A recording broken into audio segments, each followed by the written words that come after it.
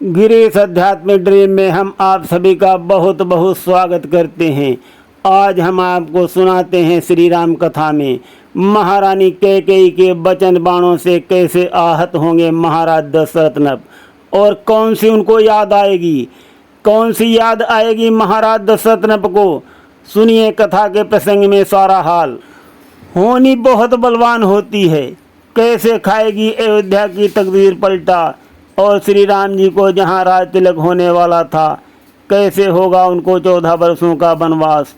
सुनिए सारा हाल। श्री राधे श्याम रामायण में कुछ संशोधन कर हम आप सभी को सुनाने जा रहे हैं।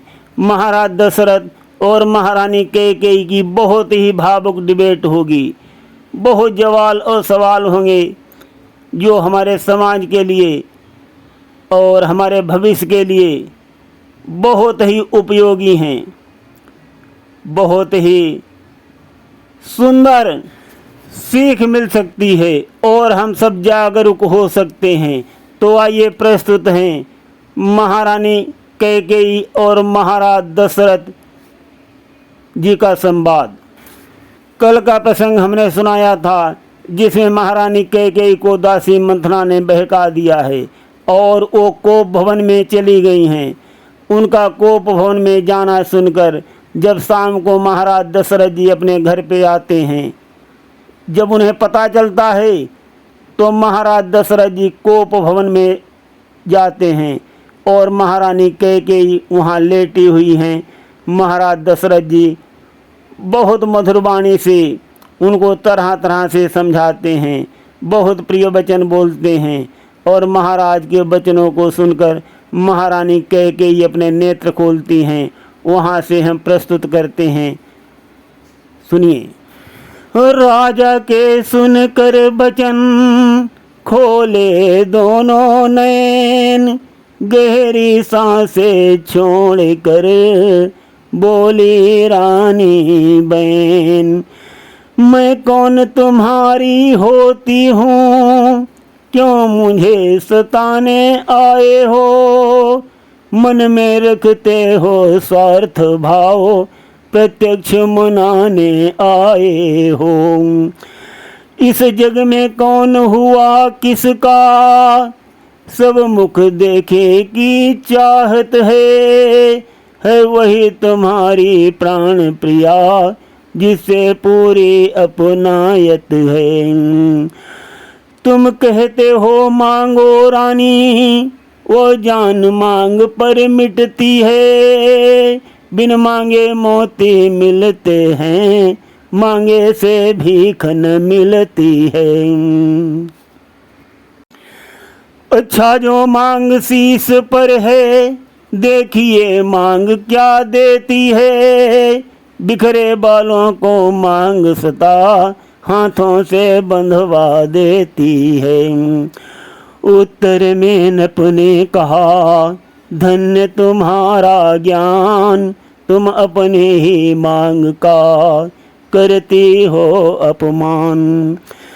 सम्मान मांग का रानी जी, पूछो अपनी इन पटियों से, प्रीतम की प्रिया इसी से हो, भरती हो इसे मोतियों से।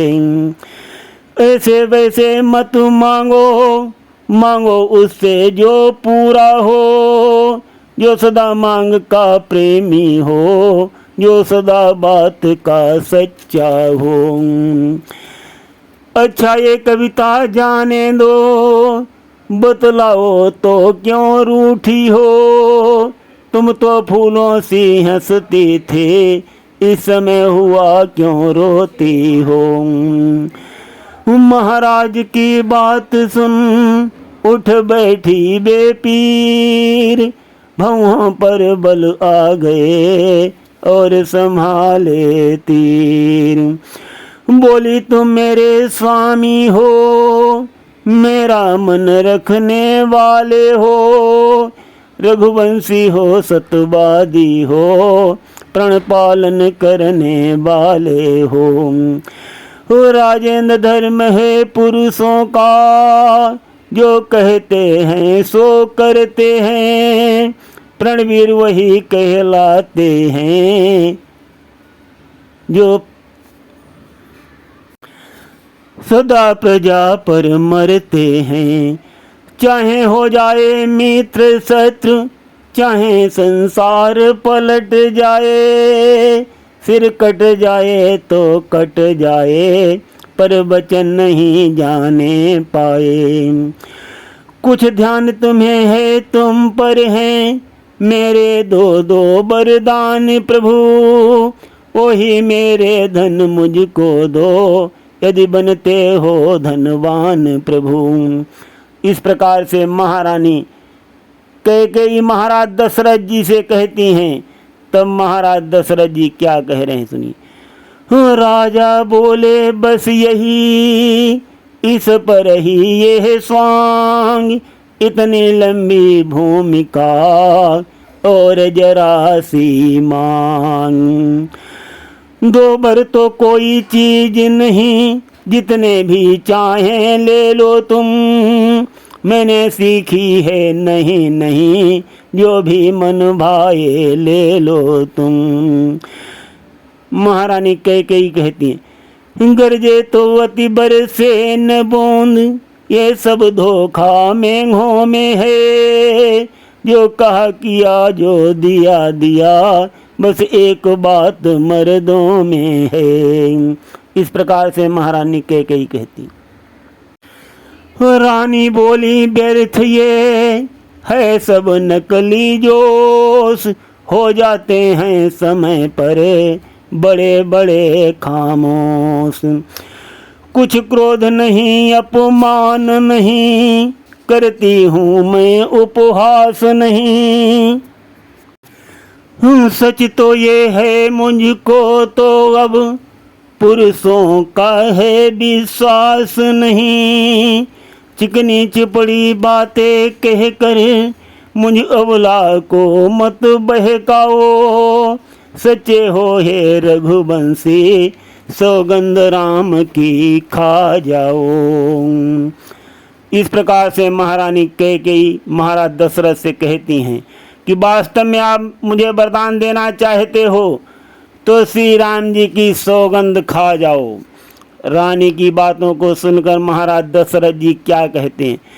हो राजा बोले किस लिए बढ़ा रही हो रारी, तुम ही कहो मेरा रहा झूठा कब व्यवहार। महाराज दशरथ जी कहते हैं कि रानी, महाराज दशरथ कहते हैं रानी रानी, मेरा कब व्यवहार ऐसा रहा है, आसमान चाहे पृथ्वी पर बिखर जाए और पृथ्वी चाहे आसमान पर पहुंच जाए, पहाड़ समुद्र में डूब जाएं और समुद्र जो है पहाड़ों पर चला जाए, दुनिया पलट जाए इधर से उधर, किंतु हम रघुवंशी हैं, हम अपनी बात को बदल नहीं सकते। इसका ये आकाश भी गवाह है, पृथ्वी भी गवाह है और हवा भी गवाह है और सूरज भी गवाह है। और मैं श्री राम की सौगंध खाता हूँ, मैं अपना वचन नहीं पलटूंगा। मांग लो वरदान, जो मांगोगी तुमको वही मिलेगा। महाराज दशरथ जी की बातों को सुनकर रानी कहती है ठीक है महाराज, और आपने अब शपथ कर लिया है और अब मैं देखती हूँ, मुझे विश्वास हो गया है, अब मैं जो चाहूँगी वो मुझे मिल जाएगा। सुनिए कथा के प्रसंग। रानी बोली ठीक है यह शपथ महान, अब मुझको विश्वास है पाऊंगी वरदान।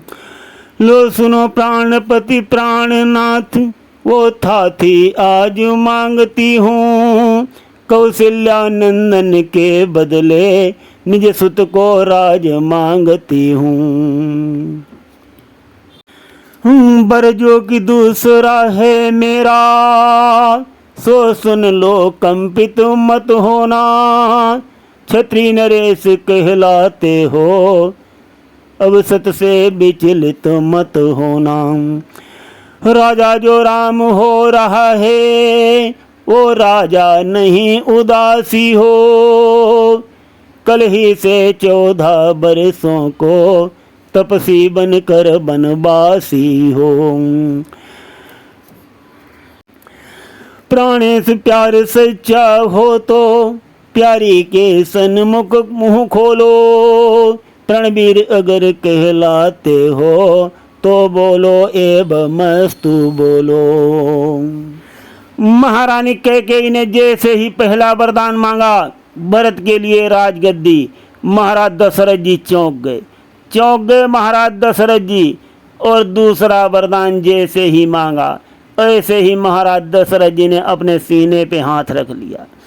एक हाथ महाराज दशरथ जी ने सीने पे रख लिया और दूसरा अपना सिर पे। वो शब्द ये थे नहीं, थे जहरीले बाण, किए जिन्होंने नपति के क्षण में व्याकुल प्राण। उन सीधे साधे राजा का मस्तक घूमा इन बातों से, पल भर को आंखें बंद हुई सिर थामा दोनों हाथों से। मूर्छित होने को थे लेकिन सतबल ने बल तत्काल दिया, पृथ्वी पर गिरने वाले थे धीरज ने किंतु संभाल लिया। सोचा ये फल है कर्मों का, अबला से अनुचित नहीं हुआ, यही विचार कर रघुवंशी आसन से विचलित नहीं हुआ। नारी जब प्रकृति रूपिणी है नाना प्रपंच कर सकती है, पर जागृत आत्मा के मन में भ्रम तिमिर नहीं भर सकती है। आधे क्षण तक मौन रहे बोले दशरथ राव, रानी तेरे सामने कहता हूँ सद्भाव। महाराज दशरथ जी महारानी कैकेयी से क्या कहते हैं? सब पुत्र पिता को है समान, तू भी ये बात जानती है मुझे एक से राम भरत ए त्रिभुवन नायक साक्षी है। पहला जो वर मांगा तूने वो नहीं हुआ है भार मुझे, मिल जाए भरत को राज तिलक उत्साह सहित स्वीकार मुझे। पर राम वनों में वास करे फिर वो भी 14 बरसों को, इसमें क्या तूने सोचा है मैं समझ न पाया भेदों को। रानी ले राज भरत जी को पर और क्रूर व्यवहार न कर,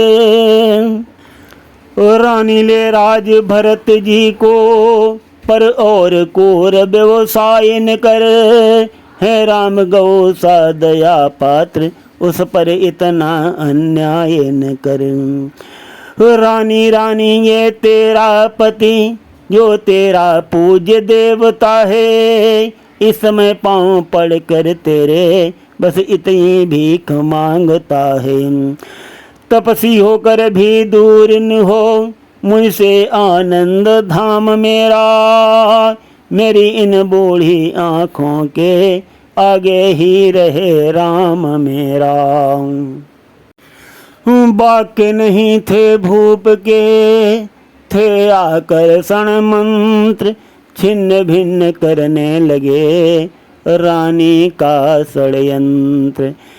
घटने वाली जो होती है वो घटना निश्चय घटती है, नारी जब हट पर। नारी हट बहुत ही कठोर होता है, जल्दी टूटता नहीं, किंतु महाराज दशरथ जी के वचनों को सुनकर रानी कुछ कुछ पिघल गई। रानी राजी होने वाली थी किंतु सामने खड़ी मंथरा दीवार के कोने में कोहनी से खटखटाती है, आवाज़ करती है और रानी को इशारा कर देती है कि यही समय है और यही समय चूक मत जाना। रानी फिर संभल करके बोलती हैं, क्या कहती हैं महारानी कैकेयी। महारानी कैकेयी कहती हैं, महाराज आप तो बहुत दानवीर बन रहे थे और मैंने जब 2 वरदान मांग लिए तो आपके कदम डगमगाने लगे। 2 वर जो मैंने मांगे हैं अब उनको बदल नहीं सकती, पड़ गई रेख जब पत्थर में धोने से निकल नहीं सकती। यदि हृदय आपका दुखता हो तो एक उपाय सुझाती हूँ, बूढ़ी आँखों के आगे ही वो रहे उपाय बताती हूँ। अवधेश बात घर ही में है, कुछ पंचों में अपमान नहीं, तुम अपने मुख से ये कह दो दूंगा पिछला वरदान नहीं। ऐसे कहती हैं महाराज दशरथ से कि महाराज ये घर में ही बात रहेगी और आप मुझे मना कर दो, मैं तुम्हें दूसरा वरदान नहीं दे सकता। यह सुनते ही उसी क्षण उबले कौशलराज बोले, बस बस हो चुका जो होना था आज। ओ नीच कुबुद्धि वाली नारी ऊंचे से हमें गिराती है, जो सत्य हमारा जीवन है उससे तो हमें डिगाती है। हम सूर्य वंश की चादर में काली माँ नहीं आने देंगे, सुनती है सर्वस्व देंगे हम पर वचन नहीं जाने देंगे। इस प्रकार से महाराज दशरथ जी महारानी कैकेयी को जवाब देते हैं। क्या उलझन है वरदान न दें तो धर्म हमारा जाता है, उस ओर राम बन जाता है तो प्राण सिधारा जाता है। बस अब कर्तव्य तराजू में दशरथ का जीवन तुलता है, उस ओर धर्म का घाट धरा इस ओर प्राण का सौदा है।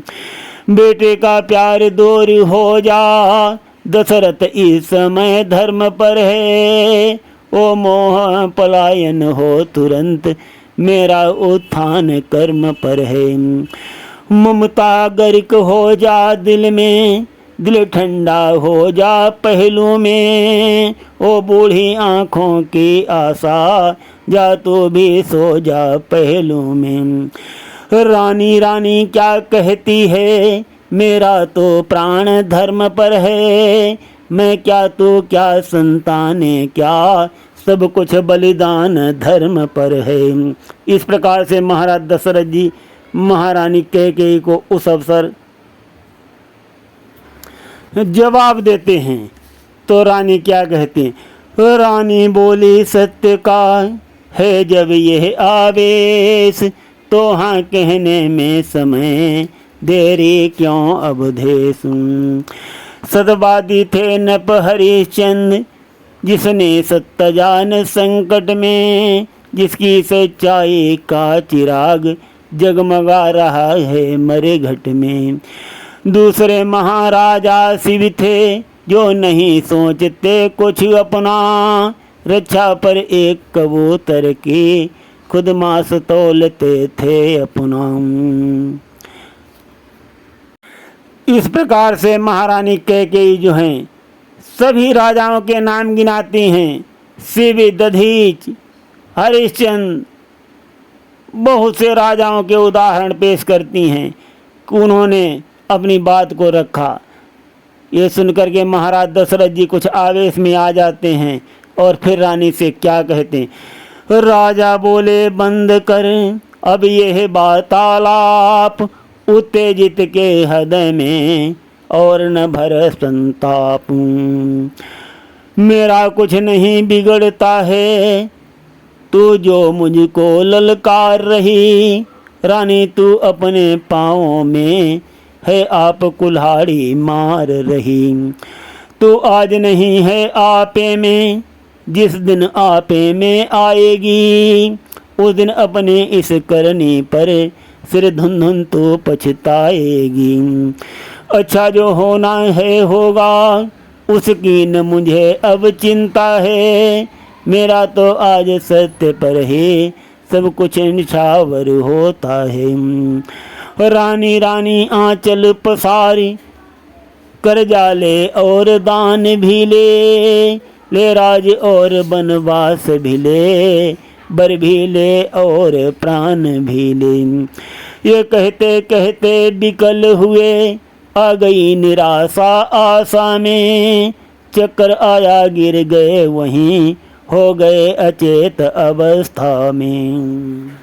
इस प्रकार महाराज दशरथ जी महारानी कैकेयी को दोनों वरदान दे देते हैं और व्याकुल होकर के गिर जाते हैं। जब राजा का ऐसा हाल देखती हैं तो महारानी कैकेयी सुमंत जी को बुलवाती हैं। सुमंत जी जब आते हैं वहाँ, तब राजा का हाल देख करके चौंक जाते हैं, सोचते हैं कि पता नहीं क्या हो गया। महारानी कैकेयी सुमंत जी को आदेश देती हैं कि जाओ शीघ्र ही राम को यहाँ पर बुला करके लाओ। और सुमंत जी हैरान होते हुए सोचते हुए श्री राम जी को बुलाने जा रहे हैं। सुमंत जी ने महारानी कैकेयी का ऐसा रूप पहले कभी नहीं देखा था, गुस्से में रुद्र रूप। रानी बोली राम को लाओ यहाँ तुरंत, तभी विदित हो जाएगा कारण तुम्हें सुमंत। जो आज्ञा कह कर चला सचिव नवा कर माथ, चलता है पर सो गए पाँव न देते साथ। मंत्री ने जाकर कहा उठे शीघ्र सुखकंद, आए माँ के सामने राम सच्चिदानंद। इस प्रकार से घोर संवाद होने के बाद महाराज दशरथ जी ने महारानी कैकेयी को 2 वरदान दे दिए थे और वो मूर्छित होकर के पृथ्वी पर गिर पड़े थे।